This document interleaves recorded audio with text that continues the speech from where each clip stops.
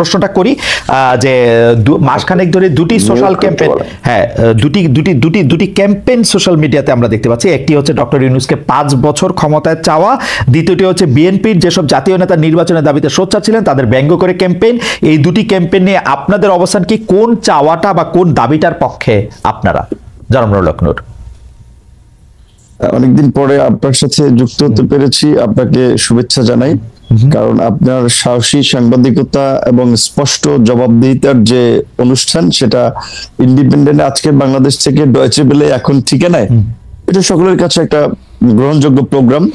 তো এই প্রোগ্রামটা অনেকদিন পরে যুক্ত হয়েছে এবং আপনার সাথে দেখা হয়েছে, কথা হচ্ছে, সেজন্য ধন্যবাদ। এবং আজকে আলোচনার সাকিব ভাই এই সময়ের এবং এই আন্দোলন সংগ্রামের অন্যতম একজন গুরুত্বপূর্ণ অংশীদার, সে সহ আমরা আলোচনা করছি। যথাসময়ে উপস্থিত থাকাটা একেবারেই দায়িত্ব ছিল। আমি মাঝখানে বলে নেই, আপনি আসার জন্য আমি এই কথাটা বলতে, আজকে যে সমন্বয়ক শব্দটি বাংলাদেশে খুব পরিচিত, সেই সমন্বয়ক শব্দটি নিয়ে সব প্রথম নাম ধারণ করেছিলেন সাকিব ভাই আসলে গণস্বগতি আন্দোলনের সমন্বয়ক হিসেবে। যেটি আসলে সাকিব ভাই এটার পেটেন্টও দাবি করতে পারেন, মানে যে কোনো সময় যে কোনো সমন্বয়ক যে কোনো জায়গায় আমি সমন্বয়ক বলছি বললে আপনি আসলে বলতে পারেন যে আমি হচ্ছি দাদা সমন্বয়ক বা বাবা সমন্বয়ক। যাই হোক, নূর আপনি কন্টিনিউ করেন। Thank you so much.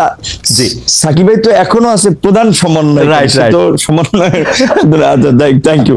আপনার যে প্রশ্নটা করেছিলেন যে ডক্টর ইউনূসকে 5 বছর নির্বাচিত সরকারে পাওয়ার একটা আকাঙ্ক্ষা আমাদের এই আন্দোলনের, বিশেষ করে ছাত্র আন্দোলনের একজন পরিচিত ছাত্র নেতা তিনি ফেসবুকে স্ট্যাটাস দিয়েছিলেন, যেটা কি মূলত অনেকে ভেবেছে যেহেতু তার সোশ্যাল মিডিয়াতে একটা বড় ফ্যান ফলোয়ার্স আন্দোলন কেন্দ্রিক আছে, অনেকে সেটা কপি করেছে, প্রচার করছে, ভাবছে যে যেহেতু তারা এই আন্দোলনের একটা পরিচিত মুখ বা পরিচিত নেতা, কাজে এটা হয়তো তাদের দৃষ্টিভঙ্গি। এবং যেহেতু তাদের মধ্যে আবার সরকারেও তাদের দুজন এখনো প্রতিনিধি আছে, 3 জন ছিল, একজন পদত্যাগ করে দল গঠন করেছে, অনেকে ভেবেছে তাহলে এটা বোধহয় এই সরকার ছাত্র নেতা তাদের একটা মনোভাব। তো কাজে এইটাকে পাবলিকলি এন্ডোর্স করা বা এটার পক্ষে জনমত গঠন করা, এইরকম ভাবেও কেউ কেউ ক্যাম্পেইনটা করতে পারে। তবে এটার সরকারের পক্ষ থেকেও জানানো হয়েছে যে এই ধরনের চিন্তা ভাবনা তাদের নাই।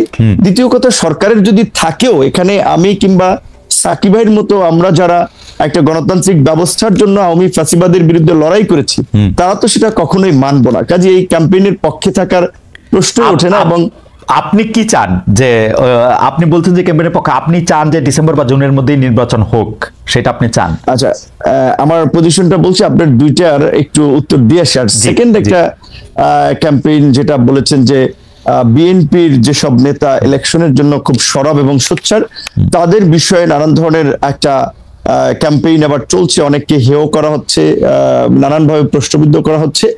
এটা কিছু লোক এগুলো ছড়াচ্ছে, কেউ কেউ রাজনৈতিক ইন্টেনশন থেকে, কেউ কেউ তাদের নিজেদের একটা ফায়দা নেওয়ার জন্য। ধরেন যখন একটা অনির্বাচিত সরকার থাকে তখন কিন্তু কিছু লোকেদের কদর বাড়ে, কিছু লোক সুযোগ সুবিধা নিতে পারে। কাজেই সেই কমিউনিটির লোকজন কিংবা সেই গ্রুপটা তো চাবে যে এই ধরনের একটা সরকারকে জগা খিচুড়ি কিংবা এই ধরনের একটা মানে জনপ্রতিনিধিবিহীন ইলেকশনবিহীন যদি সরকার রাখা যায়, তাহলে তো সেখান থেকে তারা ফায়দা টাদা নিতে পারছে, তারা ব্যবসা বাণিজ্য, কেউ কেউ দল গঠন করতে চাইলে বা দল করতে চাইলে সেখানে তারা সময়টাকে কাজে লাগাতে পারছে। এই ধরনের পক্ষে থাকা একটা শ্রেণীর একটা অংশের লোকজনের অস্বাভাবিক নয়। আবার ধরেন ইউনূসের মতো একজন ব্যক্তি যার এরকম একটা গ্রহণযোগ্যতা, এবং আপনি লক্ষ্য করেছেন যে ডক্টর ইউনূসকে যখন আওয়ামী লীগের আমলে হ্যারাস করা হচ্ছে, মামলা দিয়ে অপমান করা হচ্ছে, সেগুলোর বিরুদ্ধে বলতে গেলে একমাত্র অফিসিয়ালি আমি এবং আমাদের দল থেকে আমরা রাজপথে মশাল মিছিল থেকে প্রতিবাদও করেছি, তার পক্ষে অনেকে আদালতে গিয়েছেন, সেটা ভিন্ন বিষয়। আমরা নৈতিক জায়গা থেকে তার পাশে দাঁড়িয়েছিলাম। তিনি যে আজকে সরকার প্রধান হবেন সেটা কিন্তু আমরা কখনো কল্পনাও ওইভাবে করি নাই। তো তিনি হয়েছেন, আমাদের একজন পছন্দের মানুষ ছিলেন, আমরা সবাই সন্তুষ্ট এবং আমরা তাকে সহযোগিতা করতে চাই ওই জায়গা থেকে যে এই অন্তর্বর্তীকালীন যে এই ফ্যাসিস্ট সরকার পালিয়ে যাওয়ার ফলে যে একটা সাংবিধানিক এবং রাজনৈতিক দেশে সংকট তৈরি হয়েছিল, এই পরিস্থিতি থেকে উত্তরণের জন্য এবং জন আকাঙ্ক্ষার একটা অবাধ সুষ্ঠু নিরপেক্ষ নির্বাচন করার জন্য আমরা একজন নিরপেক্ষ ব্যক্তিকে ইমাম বা নেতা বানিয়েছি, যে তিনি জনগণ এবং রাজনৈতিক দলগুলোর প্রতি ইনসাফ করবেন, একটা সুষ্ঠু নির্বাচনের পথে দেশকে এগিয়ে নিয়ে যাবেন।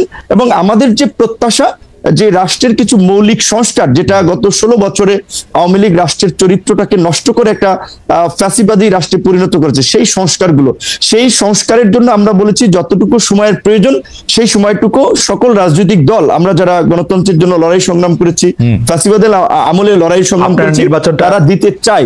সেখানে ডক্টর ইউনূস সাহেব যেহেতু নিজেই বলেছেন যে আপনারা যদি ডিসেম্বর কিংবা বেশি সংস্কার চাইলে আরো 6 মাস, তার মধ্যে একটা নির্বাচন হবে। তো আমার মনে হয় যে ডক্টর ইউনূসের কোনো ক্ষমতার লোভ নাই এবং তিনি ক্ষমতায় থাকতে চাবেন না। তবে তাকে ঘিরে কিছু মানুষ একটা প্রত্যাশা কিংবা চাওয়া, সেটা আপনার যৌক্তিক কারণে কিংবা তাদের সুবিধার কারণে চাইতে পারে। তবে ডক্টর ইউনূস আমার মনে হয় সেই পথে হাঁটবেন না, এবং আমার ধারণা ডিসেম্বর কিংবা জানুয়ারি কিংবা মার্চ এপ্রিল নাগাদ এই নির্বাচনটা বোধহয়। আপনি কি চান? মানে আমি ডক্টর ইউনূস এবং তার উপদেষ্টা পরিষদের প্রসঙ্গে এই কথাটা বারবার বলি, ডক্টর ইউনূস আসলে যদি রাষ্ট্র পরিচালনা ক্ষমতায় যেতে চাইতেন সেটা তিনি 2007 সালেই পারতেন, সেটা তিনি চান নাই বলেই এটা হয় নাই। কারণ আমরা সে সময় রিপোর্টার তার গ্রামীণ ব্যাংকের অফিসের সামনে আমরাও দাঁড়িয়েছিলাম যে এরকম কোনো ঘোষণা আসে কিনা, সেটি হয় নাই। পরে তিনি রাজি হয়েছেন, তিনি কিন্তু এখনো আসলে ছাড়তেই চান। আপনি কি চান, বা তার উপদেষ্টা পরিষদের অনেকেও? রাইট, এইখানে আমি একটা কথা বলা দরকার আপনার এই প্রোগ্রামের মাধ্যমে অডিয়েন্সদেরকেও। দেখেন, এখন ডক্টর মোহাম্মদ ইউনূস চাচ্ছেন না, আমরা যতদূর ওটাও জানি, স্বাভাবিকভাবে তিনি একেবারেই ইলেকশন দিয়ে এই বিতর্কের মধ্যে ঢুকবেন না, এবং একটা রাজনৈতিক উত্তরণের জন্য তিনি দ্রুত ইলেকশন দিতে চান। এখন তাহলে ধরেন আমাদের এই আন্দোলনের পরিচিত একজন ছাত্র নেতা, তিনি ছাত্র নেতা হলেও তার একটা দায়িত্বশীল জায়গা আছে। তিনি যখন এই স্ট্যাটাসটি দিলেন, কিংবা আজকে আমি পুরো নিউজ দেখি নাই, হেডলাইনটা দেখেছি যে স্বরাষ্ট্র উপদেষ্টার একটা বক্তব্য হেডলাইন এরকম বলেছেন যে বাংলাদেশের জনগণ এখন ডক্টর ইউনূসকে 5 বছরের জন্য চায়। রাইট। তো এখন এইটা আপনার আমি বলাটা এক ধরনের, আরেকজন বলাটা এক ধরনের, সরকারের জন্য উপদেষ্টা বলা কিন্তু অন্য মিন করে। তো তারা এই যে কিছু লোক যে ডক্টর ইউনূসের ঘাড়ে আবার বন্দুক রেখে নিজেদের ফায়দার জন্য একটা রাজনৈতিক, আমি মনে করি আরেকটা জটিলতা তৈরি করার চেষ্টা করছে, কিংবা দেশের মধ্যে আরেকটা অস্থিরতা তৈরির চেষ্টা করছে। কারণ স্বাভাবিকভাবে আমরা যারা গণতন্ত্র, ভোট এবং নির্বাচনের জন্য শেখ হাসিনার এই ফ্যাসিবাদের বিরুদ্ধে 16 বছর লড়াই করেছি, তারা তো যত দ্রুত সম্ভব একটা গণতান্ত্রিক ব্যবস্থার পুনঃপ্রবর্তন চাই। এটাও তো রাষ্ট্রের সংস্কারের একটা অংশ। সেক্ষেত্রে ইউনূস স্যার যেখানে বলেছেন ডিসেম্বরের মধ্যে কিংবা প্লাস মাইনাস 6 মাস, সেক্ষেত্রে আমি মনে করি এখন যেহেতু আমাদের সংস্কার কমিশনের, জাতীয় ঐক্যমত্য যে কমিশন, তারা ইতিমধ্যে সংস্কার নিয়ে রাজনৈতিক দলগুলোর সাথে সমঝোতার সংলাপ শুরু করেছে। সেই ক্ষেত্রে সরকার যদি চায় তাহলে ডিসেম্বরের মধ্যে নির্বাচন হতে পারে, সেটা কিন্তু অস্বাভাবিক না। আর নির্বাচনটা যত তাড়াতাড়ি হবে সেটা দেশের জন্য মঙ্গল হবে। নির্বাচনবিহীন দেশের গণতন্ত্র, স্বাধীনতা, সার্বভৌমত্ব নিরাপদ নয়। আমরা মনে করি যেটা নির্বাচন যত তাড়াতাড়ি হবে তত দেশের জন্য মঙ্গল হবে। সাকিব ভাই, আপনার সাথে তো মানে নূরের সাথে আরেকটা প্রশ্নের ব্যাপারে একটু কথা বলে আপনার কাছে আসছি, তবে তার আগে একটু দর্শকরা কি বলেছেন একটু দর্শকের জরিপ একটু বলে দিতে চাই যে ভারতের বিমানবন্দর ও অন্যান্য বন্দরের জট কমাতে বাংলাদেশের ট্রান্সশিপমেন্ট সুবিধা বাতিল করা হয়েছে। প্রিয় দর্শক, দিল্লির এই দাবি সঠিক বলে মনে করেন কিনা? শতকরা 14% দর্শক মনে করছেন এটি সঠিক দাবি, 86% মনে করছেন যে এই দাবি সঠিক নয়। আচ্ছা, আমি একটু জনাব নুরুল হক নূরের কাছে একটু ফিরি। জনাব নুরুল হক নূর কিন্তু স্পষ্ট বললেন যে তিনি যত দ্রুত নির্বাচন হবে তত মঙ্গল, কিন্তু সাকিব ভাই এত স্পষ্ট করে বলেছেন কিনা কিছুটা, নূর আপনি জানেন সাকিবের কথা, কিছুটা মাথার উপর দিয়ে গিয়েছে আমাদের, যে এটা আসলে ঠিক উনি কি চেয়েছেন উনি নিশ্চয়ই পরবর্তী সময়ে বা যখন সময় আসবে তখন তিনি এটি আরো একটু পরিষ্কার করে আমাদের জন্য বলবেন। কিন্তু আপনার ব্যাপারে জনাব নূর, দর্শকরা মন্তব্য করছেন যে আপনি এখন সকালে একরকম বক্তব্য দেন তো বিকালে বিপরীত বক্তব্য দেন, এ নিয়ে কি বলবেন? গত কয়েক মাসে আপনাকে সোশ্যাল মিডিয়ায় যে এই আলোচনা আছে এটি আপনি লক্ষ্য করছেন কিনা? আমি উদাহরণ দেই কোন কোন বিষয় বলা হয়েছে। আপনি কখনো অন্তর্বর্তী সরকারের প্রশংসা করেন, কখনো সমালোচনা করেন, কখনো বিএনপিকে জোটবন্ধু বলেন, কখনো তাদের চাঁদাবাজির সমালোচনা করেন, কখনো নাহিদদের প্রশংসায় ভাসান, আবার কখনো ওদের সরাসরি ভাবে সরকারি পদ ছাড়তে বলেন, বিভিন্ন অন্যায় অত্যাচারের কথা মনে করিয়ে দেন। আমি মনে করি এর সবই ঠিক আছে। আপনি কি মনে করেন যে আপনি কি আসলে সকালে এক কথা বলছেন, বিকালে এক কথা বলছেন? এইটার ইন্টারপ্রিটেশন কি এরকম হইতে পারে যে আপনি কারো না কারোর সাথে কোনো না কোনো ভাবে কোনো না কোনো নেগোসিয়েশনের মধ্যে আছেন? জনাব নুরুল হক নূর। রাইট, এখানে একটা কথা পরিষ্কার যে দেখেন, আমি কিংবা আমাদের দল গণ অধিকার পরিষদ, আমরা রাজনীতিতে কিভাবে এসেছি এটা আপনি সহ ইনক্লুডিং পুরো দর্শক জানে। এখানে একটা বাস্তবতা হচ্ছে যখন রাজনৈতিক দলগুলো রাজনীতির পরিস্থিতি কোণঠাসা কিংবা আওয়ামী লীগের অত্যাচার নির্যাতনে অনেকে তো হাল ছেড়েই দিয়েছিল যে শেখ হাসিনার জীবদ্দশা আর সরকার পরিবর্তন হবে না। সেই সময় কিন্তু আমরা ঝুঁকি নিয়ে আন্দোলন সংগ্রাম করে আজকের এই কোটা সংস্কার আন্দোলন, যে আন্দোলনকে কেন্দ্র করে গণ অভ্যুত্থান, সেই আন্দোলন কিন্তু আমরা শুরুর দিকে করেছিলাম এবং এই আন্দোলনে আমরা পাইওনিয়ার। আমরা কোনো সুযোগ সুবিধা কিংবা প্রলোভনে এই পর্যন্ত পড়েছি বা বিক্রি হয়েছি এটা কেউ বলতে পারবে না। এখন একটা বিষয় হচ্ছে কি, ধরেন এই শেখ হাসিনা এই পরিস্থিতির পূর্বে স্বাভাবিকভাবেই বিএনপি জামাত থেকে শুরু করে অপোজিশন সবাই আমাদেরকে ফাইন্যান্স করেছে, সাপোর্ট দিয়েছে, সহযোগিতা করেছে। কারণ একটা রাজনৈতিক স্বার্থের জায়গাও যদি বলেন কিংবা বাস্তবতা বলেন, সেই জায়গা থেকে যে এখন ছাত্র একটা আন্দোলন গড়ে তুলতে পারে ডাকসু থেকে বা ডাকসুর নেতৃবৃন্দ, ছাত্র নেতৃবৃন্দ, সেই জায়গা থেকে আমরা সমর্থন পেয়েছি।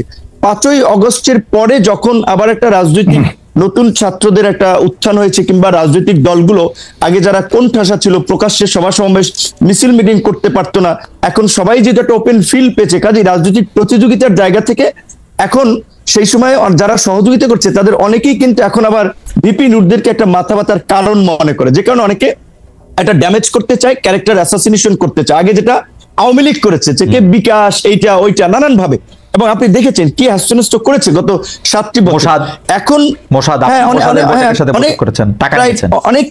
অনেক কিছু বলেছে, কিন্তু একটা ঘটনারও কিন্তু প্রমাণ করতে পারে। এখন আমি পরিষ্কারভাবেই যেটা বলি, শুরুর দিকে আমি বলেছিলাম সেটা আপনার শুধুমাত্র কোনো পাবলিক আলোচনা নেই, একেবারে জাতীয় ঐক্যমত্যের কমিশনের সাকিব ভাই তো সাক্ষী, সাকিব ভাই তো ছিল যখন সর্বশেষও যে জাতীয় সংলাপ হয়েছে যেখানে সমস্ত রাজনৈতিক দলের নেতৃবৃন্দ ছিলেন, জাতীয় ঐক্যমত্য কমিশনের সদস্যরা ছিলেন, তাদের পরিচিতি পর্বে সেখানে আমি বলেছিলাম যে আমরা মনে করি যে বর্তমান যে অন্তর্বর্তীকালীন সরকার, এইখানে উপদেষ্টাদের সক্ষমতার ঘাটতি আছে, দক্ষতা অভিজ্ঞতার ঘাটতি আছে। যেখানে একজন উপদেষ্টার নাই একটা মিনিস্ট্রি চালানোর অভিজ্ঞতার, তারে দিয়ে রাখছেন 3টা, সরকারটা চলবে কিভাবে? কাজে যদি আপনারা প্রকৃত অর্থে দেশের ভালো কিছু করতে চান, আপনারা এই উপদেষ্টা পরিষদকে জাতীয় সরকার, পলিটিক্যাল পার্টিগুলো এবং আন্দোলনের অংশীজনদের সাথে আলোচনা করে 2 বছরের জন্য এটাকে জাতীয় সরকারের রূপ দেন এবং এটাকে তারপরে আপনারা সংস্কারগুলো বাস্তবায়ন করেন।